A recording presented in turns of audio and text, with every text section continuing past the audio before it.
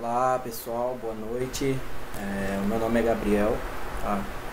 Juntamente com o Lucas Gonçalves e o Lucas Parmegiani, a gente vai falar sobre as chuvas aí, né?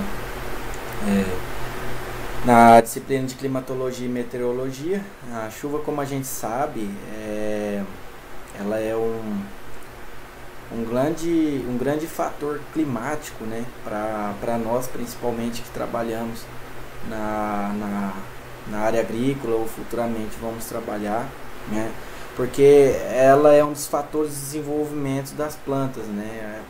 Apesar é a partir dela que é possível aí a planta está conseguindo se desenvolver também com outros fatores de climas, né?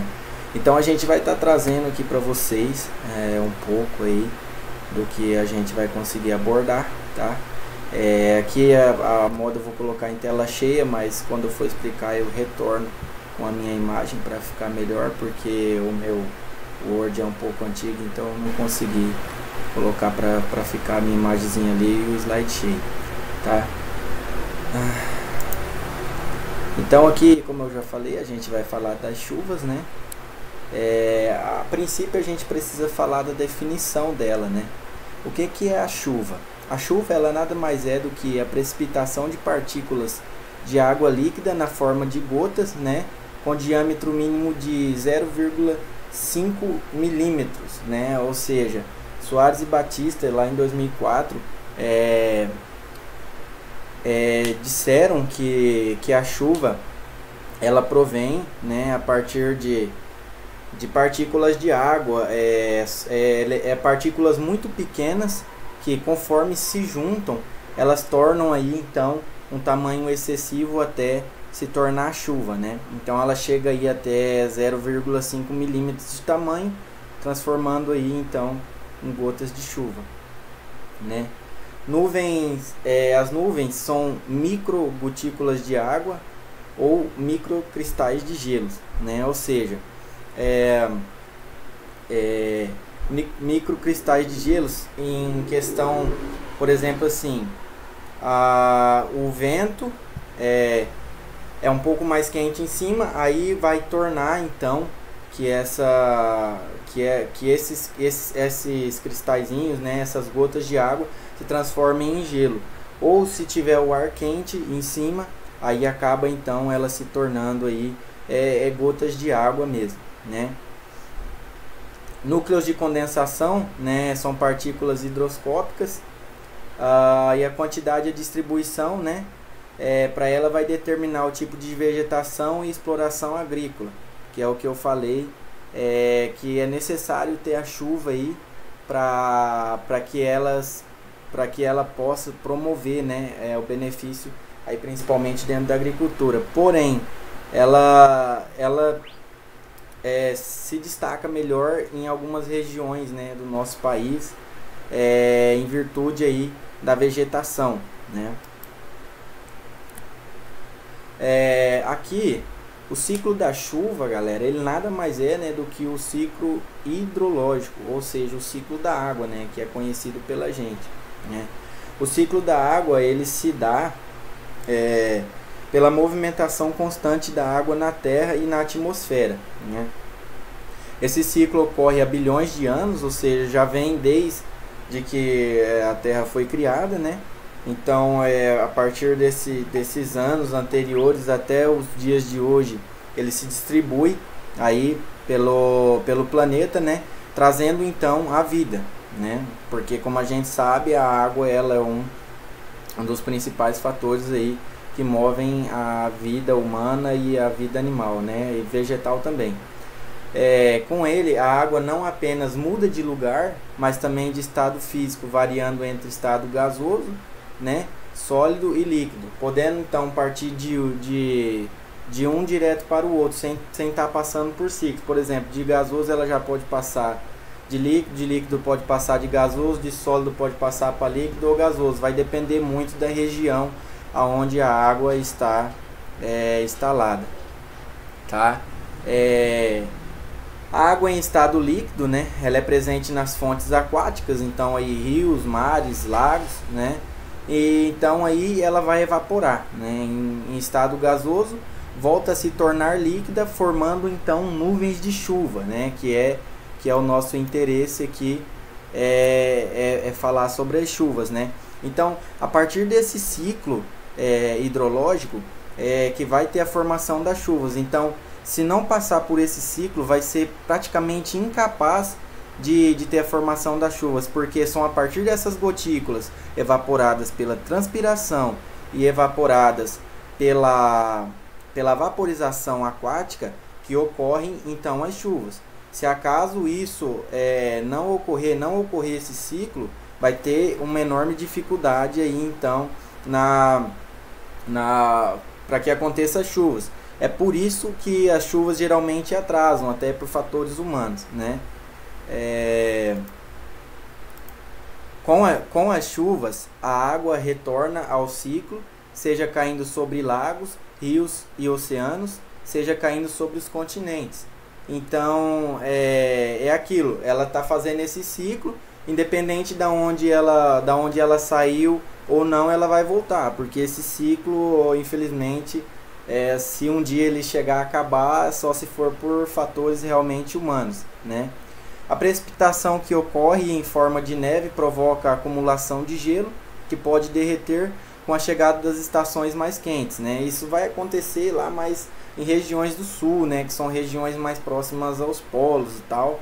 E aí ela vai congelar, e daí conforme vai chegando os períodos mais quentes, os períodos mais quentes vai derreter aquele gelo, então ele vai se transformar de novo, né, aí em estado líquido. Aqui a gente tem uma imagem, né? A gente tem uma imagem aqui mostrando esse ciclo de água que eu falei, tá? O ciclo da água ou das chuvas, como quiserem entender, não sabe realmente da onde ele se inicia, porque como ele precisa de gotículas, né? A gente sabe que as plantas transpiram, né? E as águas vaporizam. Então, através disso aí, a gente pode iniciar ali, por exemplo, da vaporização, né? A vaporização faz, né, o ciclo, lança juntamente com a transpiração para as nuvens, que serão condensadas, se precipitando, formando então as chuvas que vão desalojar, né, descarregar aí essas partículas condensadas formadas em gotas em serras ou matas, infiltrando então e retornando de novo ao seu local de origem, que foi o ciclo que foi dito anteriormente. As etapas desse ciclo são etapas que é preciso que ela passe, né, para poder estar fazendo o ciclo e fazer a formação das chuvas, né? Então a formação da chuva ela vai acontecer como? A formação da chuva ela vai acontecer através da primeira etapa aí, que pode ser, não se sabe, tá? Ela pode ser aí da transpiração ou vaporização, é uma ideia, tá? Então a evaporação ela recebe o calor do sol, né? Então a água existente na terra passa pelo processo de evaporação, mudando de estado líquido para gasoso, né? Formando então essas pequenas partículas que foi dito anteriormente, que serão formadas em gotículas de água. Hoje também, há também a evaporação da água no solo e a transpiração das plantas, né? Que aí a gente conhece ela como evapotranspiração. Mas a maior parte da água que entra neste ciclo, ele passa através da evaporação, até porque, né, é o grande número de água que a gente tem, que é os rios, os mares, os lagos. Então é daí da onde se concentra, né, transformando então as grandes nuvens que formarão as chuvas, né. Aí a partir desse processo aí será condensado, né, onde quando sobe, né, levando por corrente de ar, então o vapor esfria, condensa, né, ou seja, o vapor da água se transforma em líquido de novo, formando então as nuvens, que nada mais são do que conjuntos de partículas bem pequenas de água em estado líquido ou sólido, né? Foi aquilo que foi falado no início. essas partículas elas saem do estado gasoso, né, nas nuvens se encontram. Quando elas estão muito carregadas aí, né, em virtude aí do contato de elétrons e tal, aí ela não aguenta e explode, né, e dá a chuva até que está acontecendo aqui agora. Com isso, né, essas partículas, essas nanopartículas, digamos assim, elas se transformaram então em gotas, né, até 0,5 milímetros, que foi dito na literatura, e então formam as chuvas que retornará para o seu local de origem.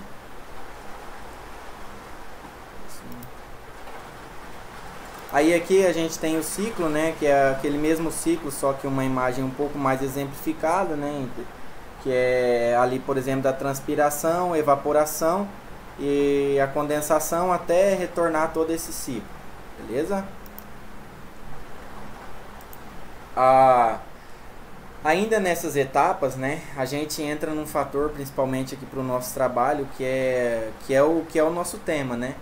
É onde vai ocorrer as chuvas. As chuvas, ela é a precipitação. Ela será chuva, granizo ou neve, né? Vai chegar uma hora em que essas gotículas de água vai se juntando, como eu falei, e vai se transformar cada vez mais em gotas maiores, né? Se transformando em milímetros maiores, né?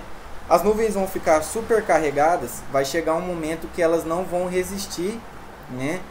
Tá armazenando esse grande número de gotas, e aí elas serão descarregadas. E aí, em razão da força da gravidade, essas gotas irão cair, né? O que vai formar então a chuva, né? Pode ocorrer do ar nas nuvens estar muito frio, né? Ou seja, abaixo de zero, ou estar um pouco acima ali, né? 25, 30 graus, beleza? Nesse caso, em vez das gotas da chuva, em vez de cair em gotas de chuva, né, que seria no estado líquido, elas passam então ao seu estado sólido, né, que se formam aí em cristais de gelo, né? Se o ar próximo à superfície também estiver muito frio, podemos ter no lugar de uma tempestade de água uma nevasca, formando então camadas de gelo na superfície da Terra, que é aquilo que acontece nos países estrangeiros, né? Por exemplo, quando congela o mar, os rios, ou você vê que existe ali, né, muita neve e tal. Aquilo acontece por causa que está frio tanto em cima na hora que descarrega, como embaixo. Aí o que era para ela cair gotículas de água, ela vai acabar caindo então em forma de neve ou gelo, né, se transformando. Se tiver quente embaixo, a partir do momento que ela cair, ela vai passar um certo período, ela vai derreter como um gelo normal. Então ela vai passar do seu estado sólido para o líquido, e se continuar, conforme ela vai chegando mais próximo, ela vai ficando um pouco mais resistente, formando talvez aquelas bolas um pouco mais grandes, né? Então aí ela já se torna uma chuva de granizo ou neve. Aí vai depender da região. Uma observação que a gente tem é que com a chegada das estações quentes, né, o gelo pode derreter ou subliminar, passando direto então do seu estado sólido para o gasoso, né? Então ele assim, digamos, ele ultrapassa direto o estado líquido. Ele vai ultrapassar direto o estado líquido, saindo já do sólido direto para o gasoso.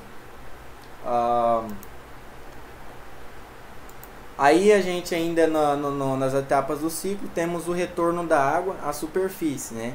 A água cai no céu e forma chuva ou neve e retorna aos continentes e aos reservatórios de água onde evaporou, né? A maior parte da precipitação, como foi falado aí, ela ocorre sobre os oceanos, né? Que é a grande parte aí de água que tem no planeta. As porções de águas que caem sobre os continentes pode ocorrer sobre o terreno, até em áreas mais baixas, fluindo em direção a rios e penetrar no solo, né?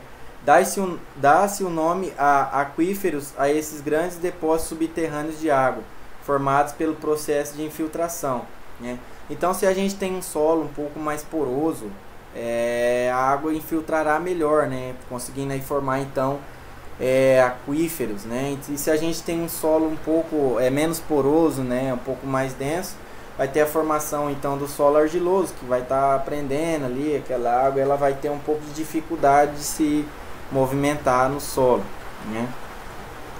E a partir que passar isso tudo aí, né, acontece então o reinício do ciclo, né? Que é como foi falado desde o início, esse ciclo, infelizmente, é só se acontecer alguma coisa para ele acabar. Então a chuva ela vai acabar só se existir realmente interferência humana ou não sei, alguma coisa acontecer aí para não ter mais para não ter mais esse ciclo de chuvas. Então o ciclo de chuva, né, o ciclo da água é infinito. Após a água cair sobre os continentes e oceanos, né, também nas matas, né, o ciclo se reinicia a partir da evaporação e transpiração descritas nas primeiras etapas, né? O que dizemos assim, né?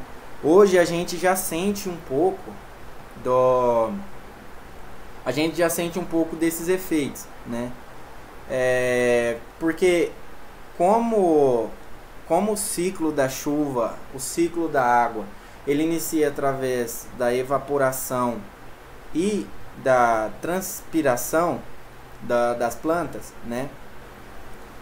O desmatamento é um dos fatores aí que ocasiona o atraso, né, nos períodos chuvosos, tá? As matas mesmo, né, por exemplo, a mata amazônica, ela é considerada aí como chuva aérea, se eu não me engano. Por quê? Porque ela consegue, pela sua grande extensão, ela consegue distribuir aí um nível de evapotranspiração muito grande. Então se diz rios aéreos, tá? Rios aéreos.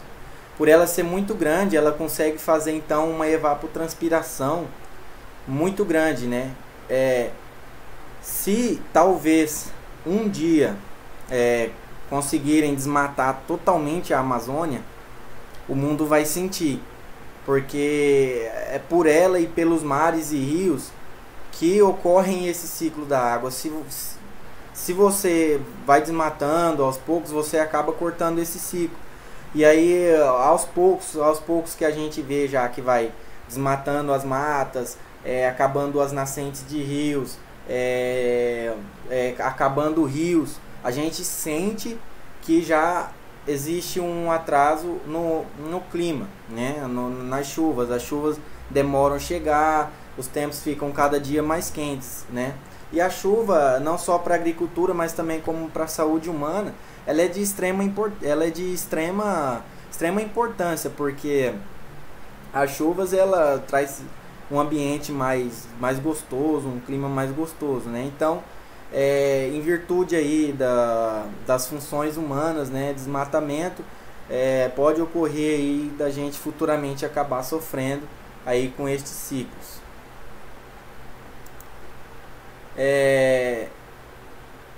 Os mecanismos mais importantes os mecanismos importantes aí, então, o aumento, né, da umidade da atmosfera, né, o resfriamento da massa do ar, né, que vai acontecer aí, né, se tiver chuva, você vai ter um ambiente um pouco mais fresco, um ambiente mais favorável, né. E o crescimento das gotículas, né, que serão aí extremamente importantes para poder, principalmente na agricultura, né, irrigar aí grandes plantações, né, culturais aí que a gente vê, podendo ou ser favorável ou ser prejudicial, né, que a gente vai falar um pouco mais adiante.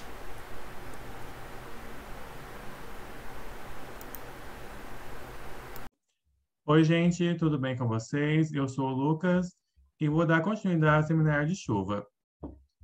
Eu vou começar aqui com mecanismos importantes. Esse mecanismo é o que tem que ocorrer para que ocorra a chuva. O primeiro mecanismo é o aumento da umidade da atmosfera. Essa umidade é basicamente vapor de água. Quanto mais vapor de água tem na atmosfera, mais fácil é de chover.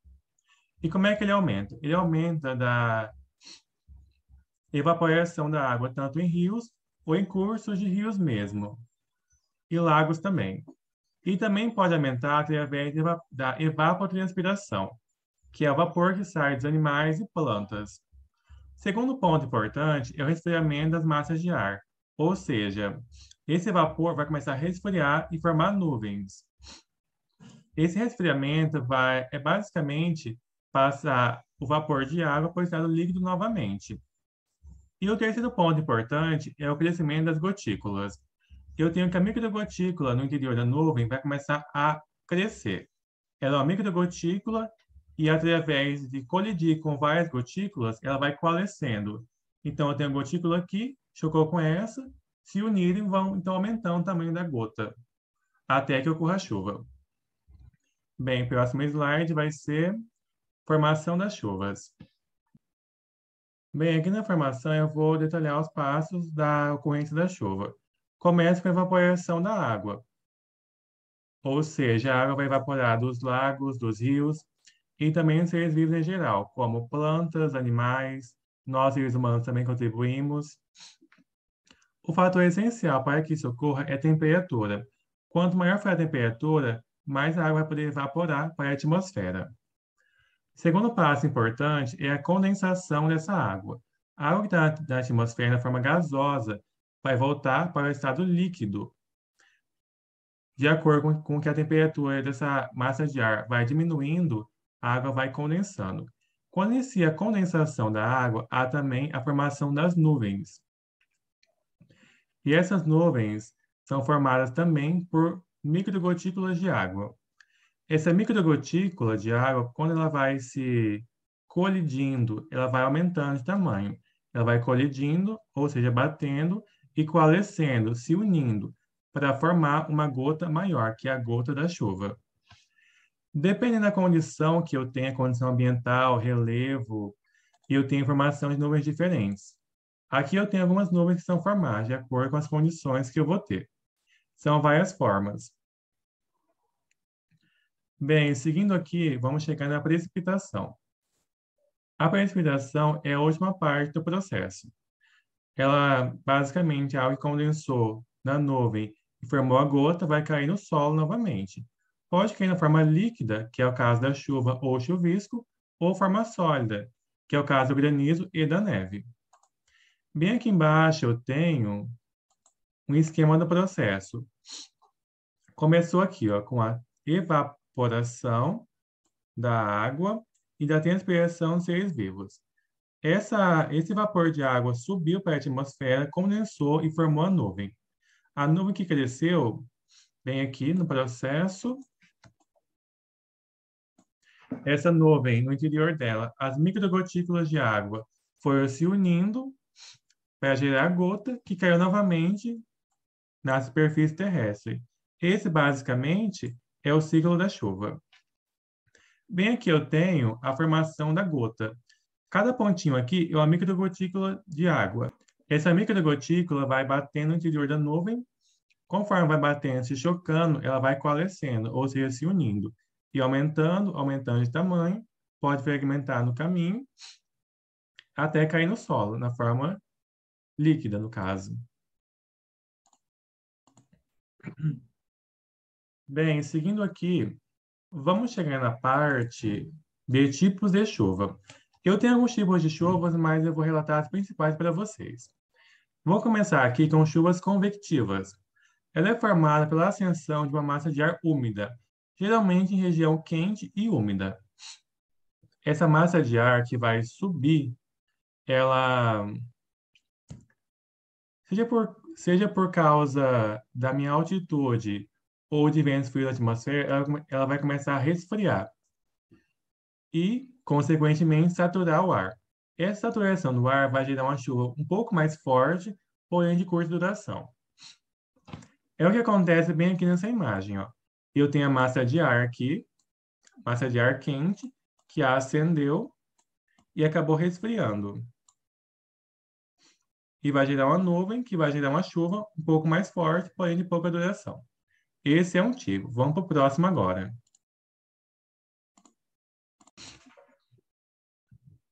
O segundo tipo de chuva importante para a gente é a chuva frontais, também chamada de chuva ciclônica.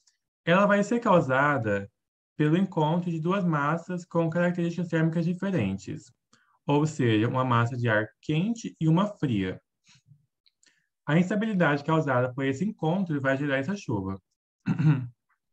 Ela é mais comum em regiões de altitude média e, geralmente, quando acontece, ela vai abranger uma extensa região.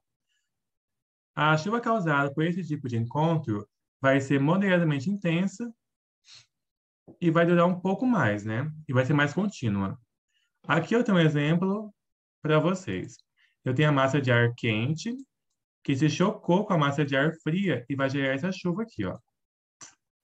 Como mostra a imagem.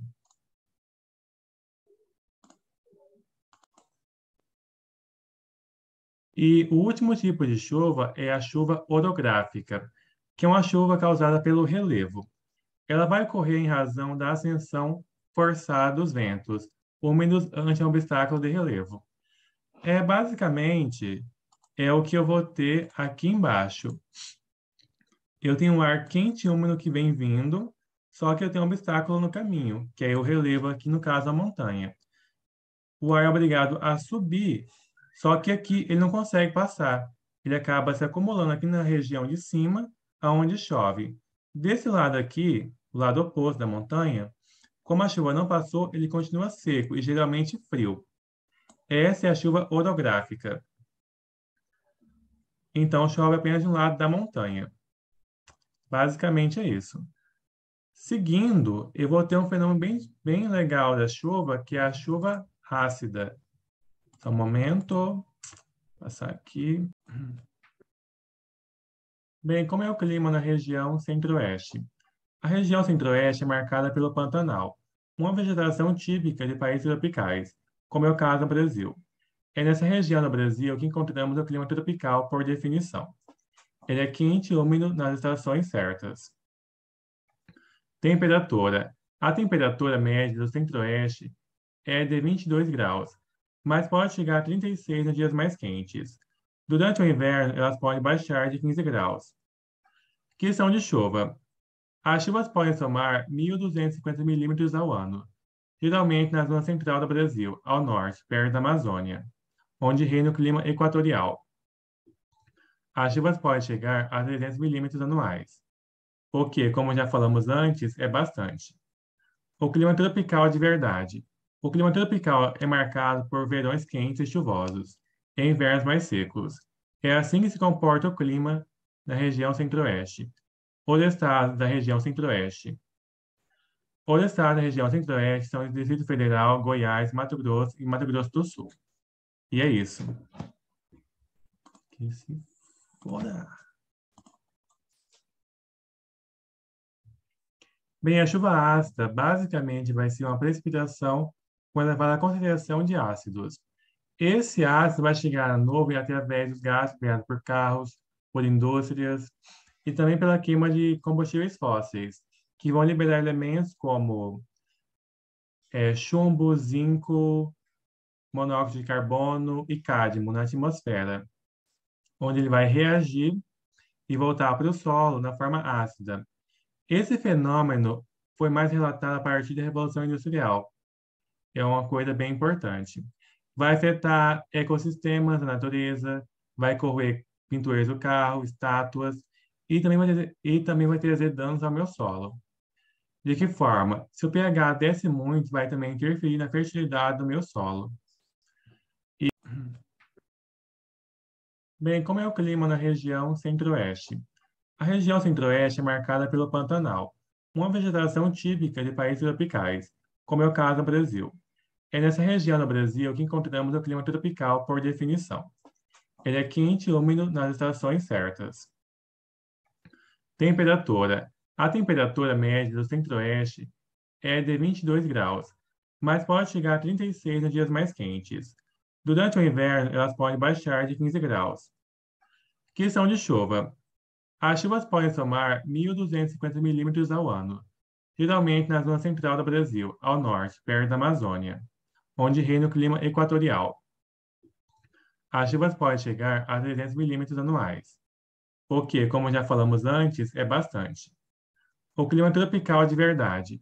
O clima tropical é marcado por verões quentes e chuvosos, e invernos mais secos.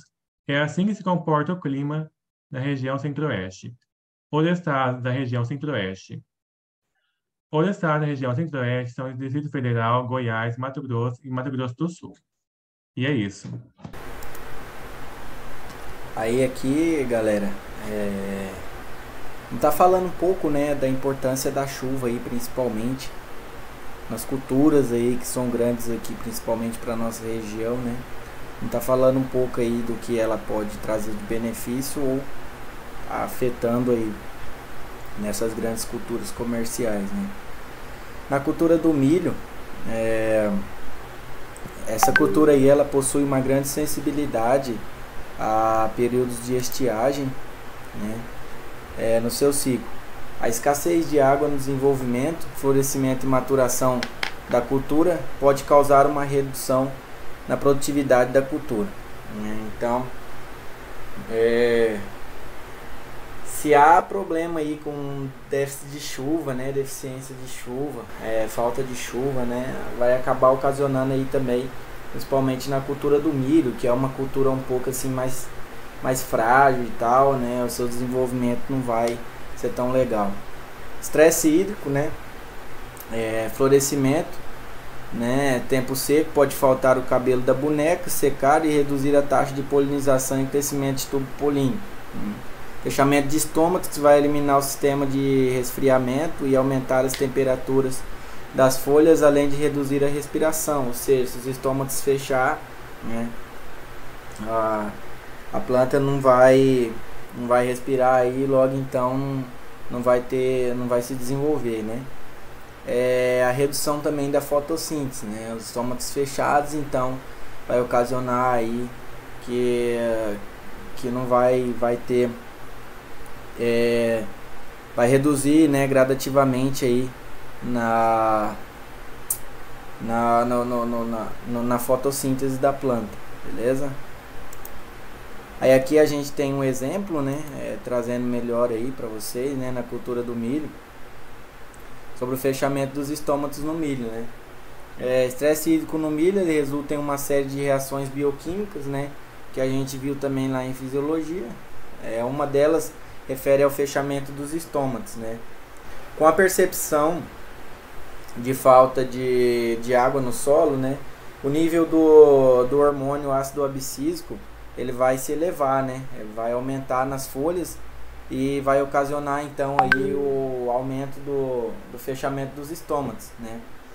E os estômatos sendo fechados, então vai diminuir aí a saída de água por transpiração, né? Então vai ficar ali um pouco acumulada e a planta não vai transpirar legal, né? A redução da transpiração, reduz aí na assimilação de CO2, então a planta aí ela já vai passar a não se assimilar, né, com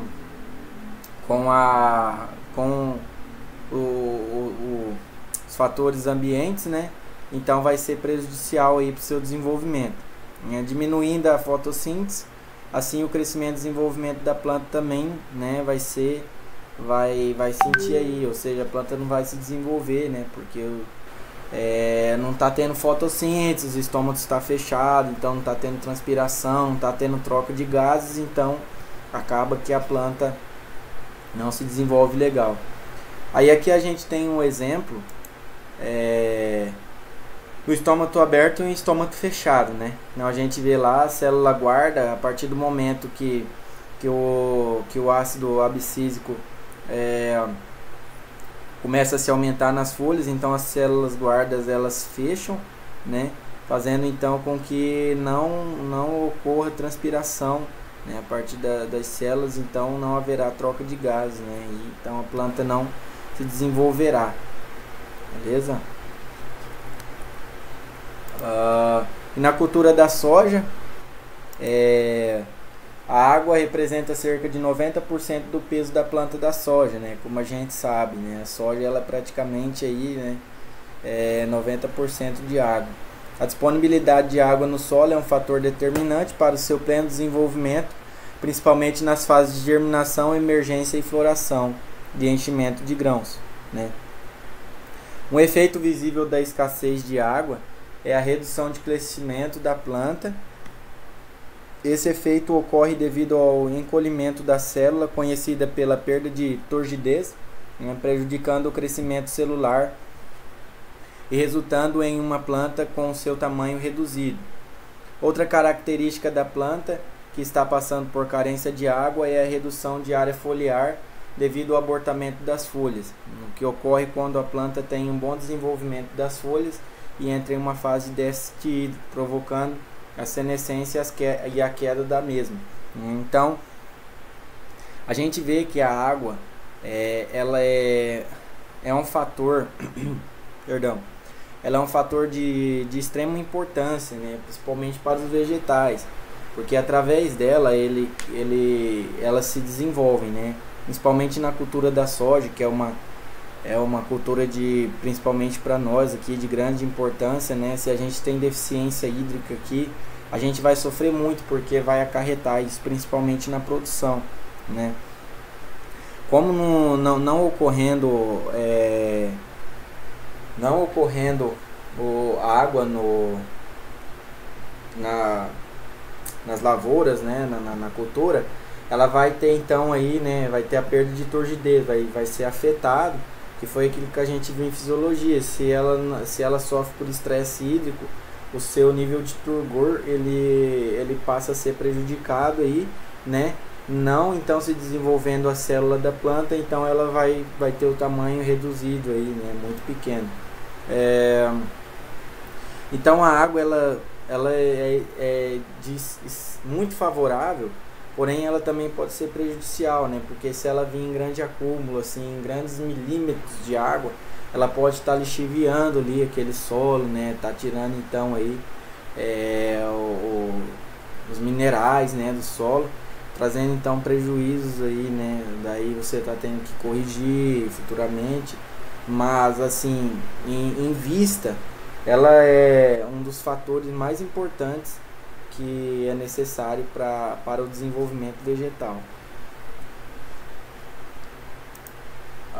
Aqui na imagem a gente consegue apresentar para vocês, né, a cultura da soja. A gente vê então que o nível que chega, né, então ela sofre muito com estresse hídrico, né, onde não apresenta aí um nível ideal de irrigação, né, tendo aí talvez que precisar de investimentos elevados, né, em valores estimados altos aí para poder estar conseguindo salvar, né.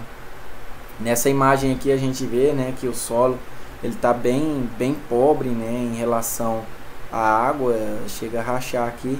Aqui ele está um pouco seco, porém assim ainda pode ter algum nível aí de água nesse solo, né. Porém ali ela já começou, né, a entrar aparentemente na imagem aqui em murcha, né. Se ela chegar em murcha permanente, aí acaba perdendo aí, né, essa lavoura aí, sendo totalmente prejudicial, né, para o bolso do produtor. E essa daqui fez até uma reboleira, né, talvez por estresse hídrico. E no milho, né, é da mesma maneira. O milho ou algumas outras culturas, elas sofrem, né, com estresse hídrico, falta de água ou água demais, né, que lixivia, e aí elas sofrem com isso. Então as chuvas, elas são de extrema importância, principalmente para a área agrícola, né. Ela é uma área onde necessita de chuvas, porque é praticamente impossível produzir. Se você vai produzir, né, você vai ter que ter custos elevados aí com irrigação, porque você não vai querer perder sua produção, beleza?